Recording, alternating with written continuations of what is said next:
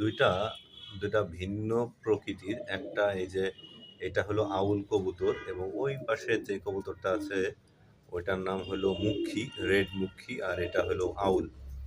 এই দুর্ভাগ্যবশতভাবে এই আউলের বাচ্চা দুইটা আমি নিয়ে আসছিলাম। দুইটা বাচ্চাই হয়েছে মেয়ে বাচ্চা। আর ওই যে রেড মুখী যেটা দেখতে পাচ্ছেন ওইটা হইছে আমার ঘরেরই বাচ্চা, কিন্তু ওদেরও সেই দুর্ভাগ্যবশতভাবে ওরা দুইজনই হয়েছে ছেলে। এর জন্য পরে এদেরকে জোড়া দিয়েছি এবং উপরে আর এক জোড়া রাখছি, ওনাদেরকেও আলাদাভাবে জোড়া দিয়েছি। আলহামদুলিল্লাহ এদেরকে জোড়া দেওয়ার পরই এরা 1 সপ্তাহের ভিতরে ডিম দিয়েছে, কিন্তু আবারও সেই দুর্ভাগ্য, প্রথম জোড়া ডিম এরা ভেঙে ফেলছে। দেখা যাক আবারও ডিম পারবে খুব শিগগিরে, দেখা যাক কি হয় এবার।